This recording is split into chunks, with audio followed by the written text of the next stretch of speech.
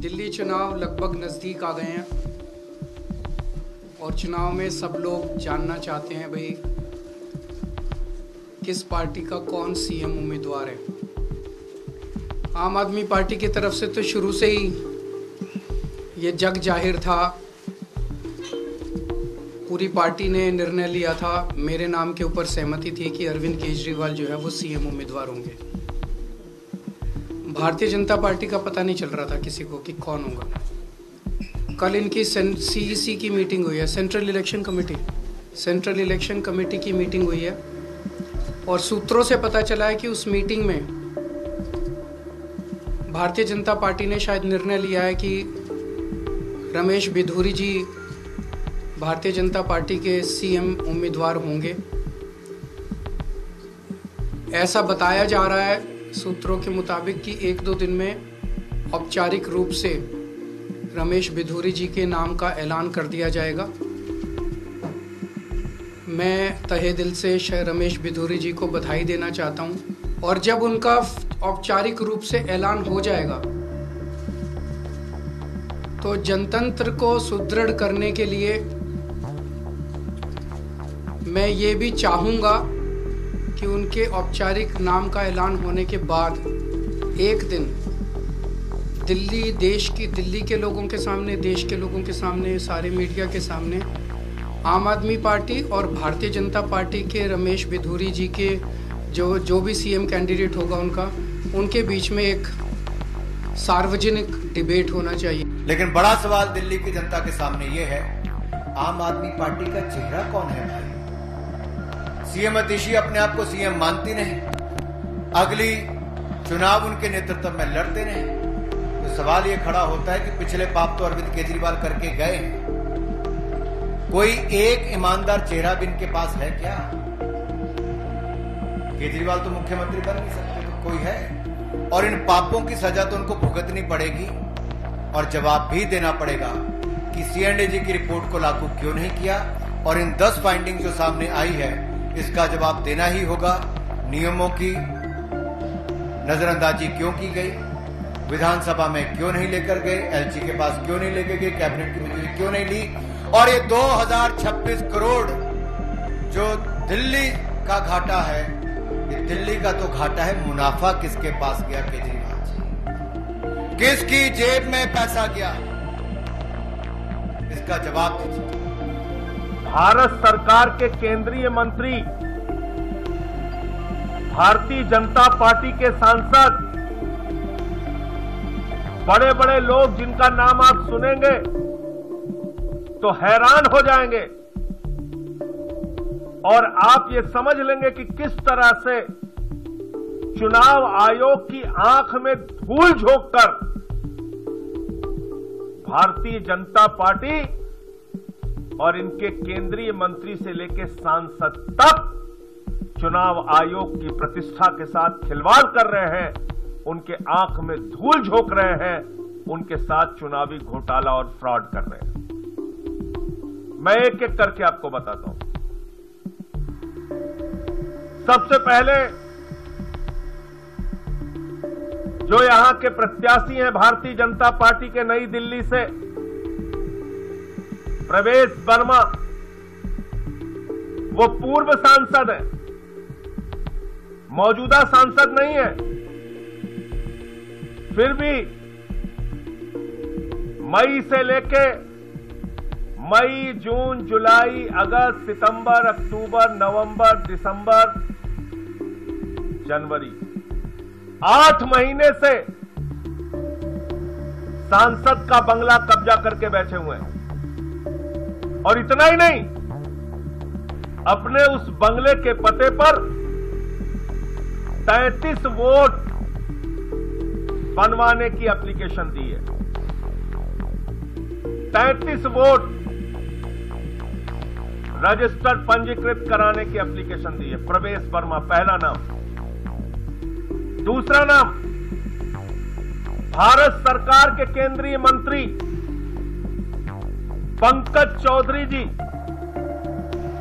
इन्होंने अपने पते पर 26 वोट बनवाने की एप्लीकेशन दी है, 26 वोट बनवाने की एप्लीकेशन दी है। भारत सरकार के केंद्रीय वित्त राज्य मंत्री पंकज चौधरी जी, भारत सरकार के केंद्रीय मंत्री कमलेश पासवान जी ने अपने पते पर 26 वोट कमलेश पासवान जी ने अपने पते पर, भारत सरकार के केंद्रीय मंत्री ने 26 वोट बनवाने की एप्लीकेशन दी है। इसी के साथ साथ एक पता है सांसद महोदय का मुखर्जी स्मृति न्यास, यहां पर सांसद महोदय के पते पर 31 वोट बनवाने की एप्लीकेशन दी गई है। इसके साथ साथ जयप्रकाश जी एक सांसद है, 13 तीन मूर्ति लेन, पता है इनका, भारतीय जनता पार्टी के सांसद जयप्रकाश जी, ये हरदोई से हैं, उत्तर प्रदेश से, और 13 तीन मूर्ति मार्ग इनका पता है, वहां से 25 वोट बनवाने की एप्लीकेशन दी गई है।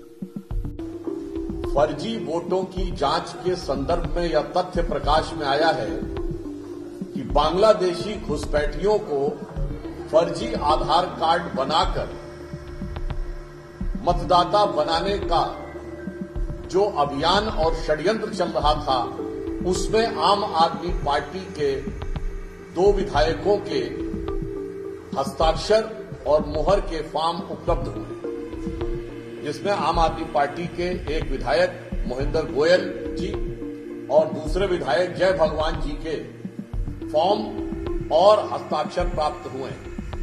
अब इससे यह बात साफ हो जाती है कि ये किस कारण से हाहाकार मचा रहे थे। अब इनके दिल में कौन सा चोर बैठा हुआ था वो साफ हो गया है कि देश विरोधी शक्तियां, जिन्होंने इससे पहले कई जगहों पर आतंकवाद से जुड़ी घटनाओं में भी बांग्लादेशी घुसपैठियों की संलिप्तता रही है। पिछले वर्षों में आपको याद हो 2012 के आजाद मैदान की मुंबई की घटना से लेकर जयपुर के ब्लास्ट तक, आज आम आदमी पार्टी उनके साथ जो कुछ करती हुई दिखाई पड़ रही है, उससे इनका चरित्र साफ हो गया। अब इससे यह भी पता लगता है कि कुछ दिन पहले इंडी गठबंधन के नेता जो ये बोलते थे कि इस देश में बांग्लादेश जैसे हालात बनाएंगे, तो क्या वो इन घुसपैठियों से मुलाकात के बाद बोल रहे थे? अब यह बात बिल्कुल स्पष्ट है कि सत्ता के लिए विदेश से धन, समर्थन और संसाधन की बातें तो सुनते थे, पर अब तो लग रहा है कि मतदाता भी छल और षड्यंत्र के द्वारा एक मैकेनिज्म बनाकर करने का प्रयास हो।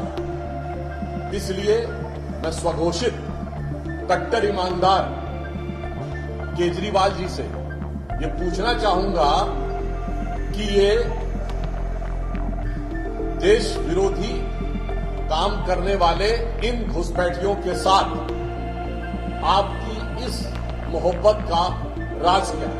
एक तरफ आप उत्तर प्रदेश और बिहार के मेहनतकश लोगों के बारे में हिकारत रखते हैं, और दूसरी तरफ देश में गैर कानूनी तरीके से आए हुए वो लोग जो अनेक प्रकार की अवांछित, आपराधिक और आतंकवादी गतिविधियों में संलिप्त पाए जाते हैं, उनके साथ मोहब्बत रखते हैं। देखो, ये बांग्लादेशी, रोहिंग्या पुलों के नीचे हर जगह बसे हुए हैं। ये चाहे ममता बनर्जी हो, चाहे कांग्रेस हो, चाहे आम आदमी पार्टी हो, ये सभी अपनी वोट बैंक के लिए देश को सराय बनाना चाहते हैं, देशवासियों को, गरीबों को हक उनको देना चाहते हैं। इसीलिए ये सर्वविदित है कि जो भी बांग्लादेश रोहिंग्या के कार्ड बनेंगे, आधार कार्ड बनेंगे, उनको सर्टिफाइड करने के लिए आम आदमी पार्टी का विधायक मिलेगा आपको, कांग्रेस का विधायक मिलेगा आपको।